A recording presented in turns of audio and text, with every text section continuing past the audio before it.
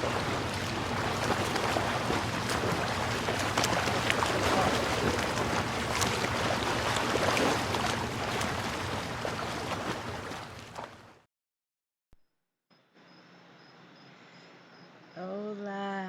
Thank you. Thank you. I am so honored that you are here with me.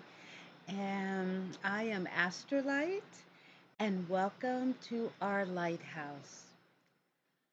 I want to dive right into something that I want to do on Fridays.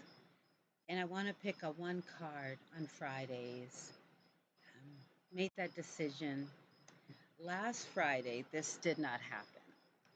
And I realized that after doing three cards during the week and I starting to do some presentation, being a presenter, should I say, at um, at the Me and We manifest Me and We Metaphysical and Wellness, and I will be doing walking with other beautiful healers and tarot card readers and light workers and oh, most likely once a week. I am excited about tapping into that moment. And I will say that has brought me to this moment. About 6 years ago, I discovered the Me and We events in Seattle, Washington. And I said, after looking and watching tarot cards for over 10 years, that one day, I will venture into doing what is something, something that I know that is in my spirit to do. I knew it probably about 20 years ago. I used to always watch tarot card readers and be interested in half life readers and anything to do with spiritual healing. So I'm going to just say, let's just dive right into this moment. And this is the card deck I'm chosen to use. And I'm gonna pick a different card, different spreads, tarot card, oracle spreads. And I decided to call this on Fridays. It'll be a one card pick, and I want to call it the Renaissance Soul Village moment. The Renaissance Soul Village moment. For me, being an intuitive channel, and the Renaissance energy has been with me, I have to say, probably when I was 18, it really kicked in. And there were certain people that came to me in those days. One of them particularly was Nikki Giovanni. She was with Langston Hughes back in the days, Langston Hughes, and I have his poems and I used to get Nikki Giovanni's poems. And one thing that she said to a quote that I'm gonna say that really resonated with my spirit, and I think that's why I've chosen this card deck because it's all about the soul. And when I discovered this card deck about 10 years ago, when I first started doing tarot, way before I started doing tarot card readings, it was a gift. They were gifts to me um, from a lady named Frances. And Frances is in spirit, and this is a signed autograph for her. And I treasure all of the gifts that I've received from her. And I'll speak upon her lovely spirit at another moment. I just want to give homage to her. She came to me on my spiritual journey, and that has brought me here at this moment in time. And all of the decks that I use, I will be also doing a whole video about them because each have come to me, and each one is for a purpose. So I choose the Soul's Lesson Oracle cards, and I love the idea of just doing one card because she just goes right to the point. Just goes right to the point. So let me go ahead and dive in and get right to the point, which is hard to do because I'm so used to doing an hour. And I'm used to doing, Reiki and distant Reiki, which I do now, And I'm going to get my glasses so I can make sure I can see. And I'm definitely going to give a read from the book at this time. And I've done like 4 shuffles. I've done a spread. I've lit a candle to bring in the ancestors and our loved ones and the fairies and the godmothers and all the goodness that comes to us, our higher self, the God within. And so I'll just take a moment and let me just take a moment and bring in some crystal bowls. I'm thinking crystal bowls, but I'm bringing my singing bowl. Mm. This treasure I bought for myself as a gift when I was in Thailand about 2018 with me and my daughter.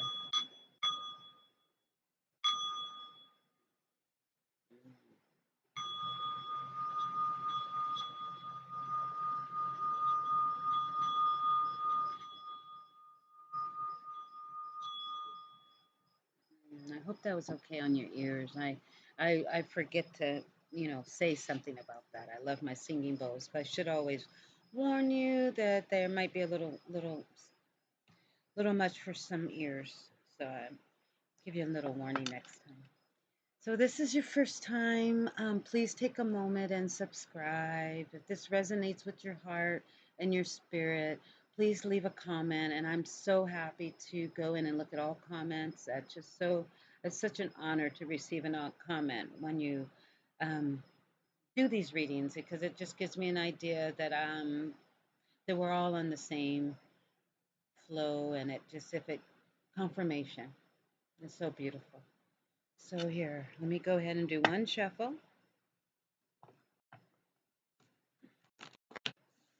Mm, I see a card in here. I see a bunch of cards in here that are all flipped over.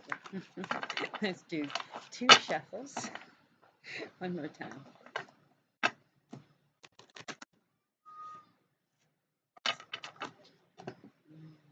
Okay. Okay, ancestors, loved ones, the collective would come here at this moment, this time. We would love to give us some answers and guidance to carry with us in our heart. And because we're doing this, and whenever you come upon this moment, if it resonates with you, take it with you and put it in your heart and walk with it.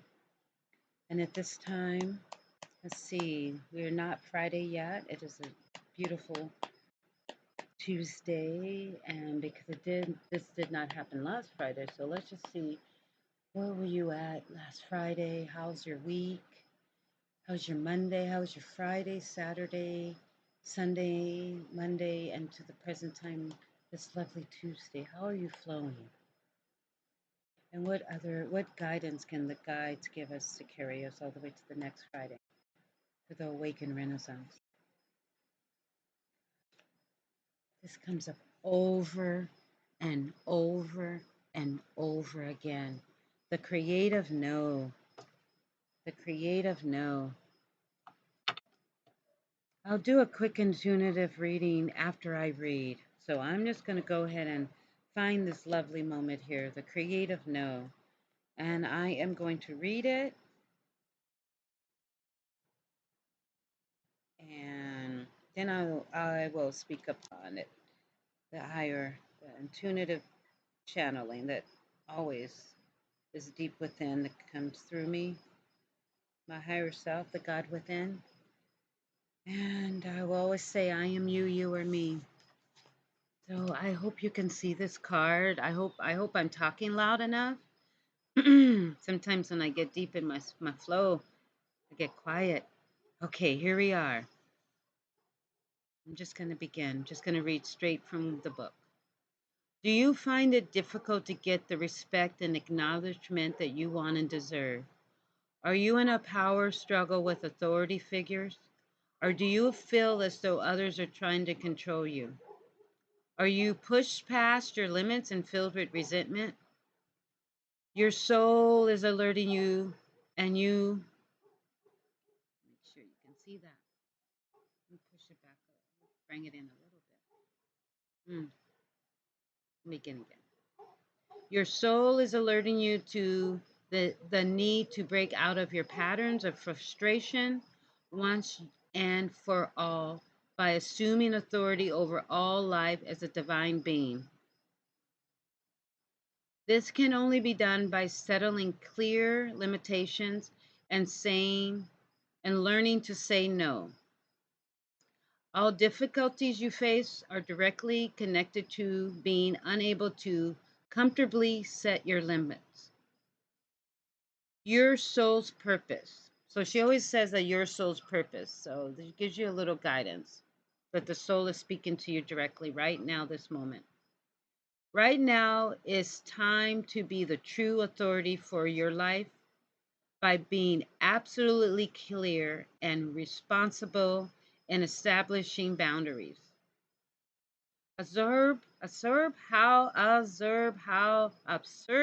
you may surrender them. Observe how you may surrender them by being unclear on what you are secretly wanting others to define them for you. Oh, let me reread that. Observe how you may surrender them by being unclear on what they are secretly wanting others to define them for you. That's interesting. Secretly wanting others to define them for you. I've not heard of that before. Never wanted anyone to define anything for me. Okay. Especially give up the idea that it's always kinder to say yes. There are times when the creative no serves best.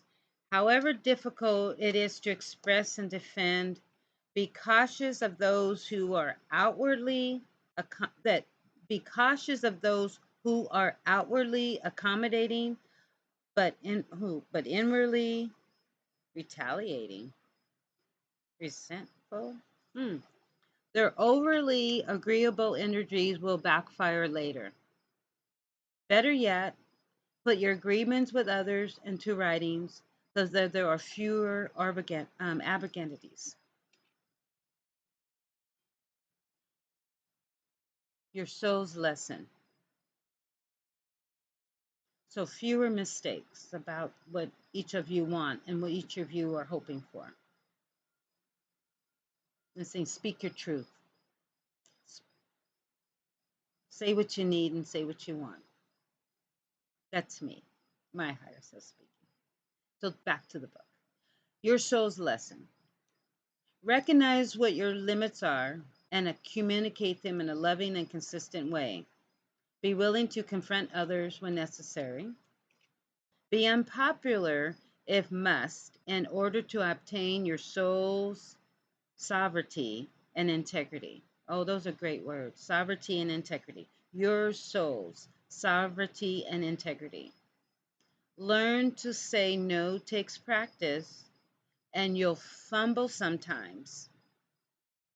You'll fumble sometimes. Pick up the ball and begin again. To begin, ask yourself how saying no serves you presently, then do it. Those are great words. Words of wisdom. So I will do an intuitive channeling right at this moment. You notice how that gate is open?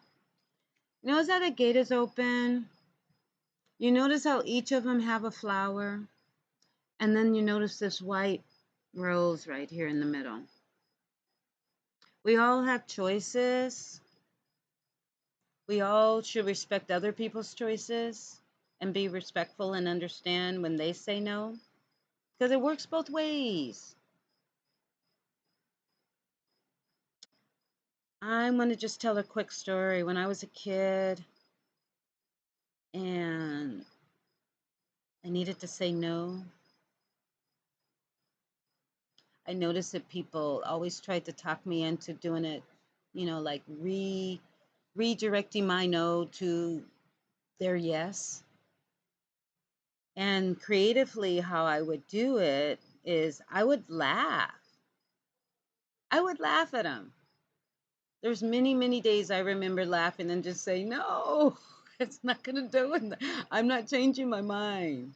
No, that's my creative way. So sometimes laughter is a great way to do that. So, namaste. I'm so happy that you've come here at this moment.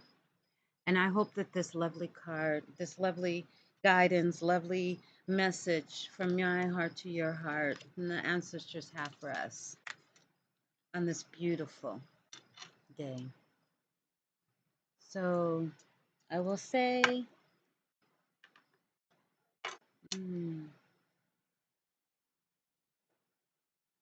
always give a creative no, a compassionate no. If it doesn't feel good in your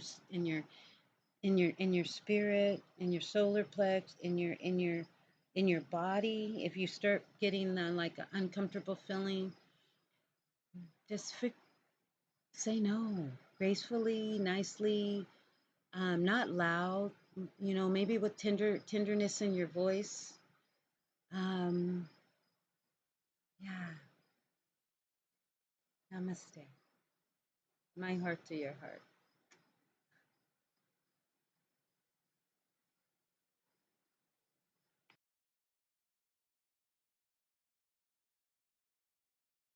Nikki Giovanni quote, "You must live in order to write."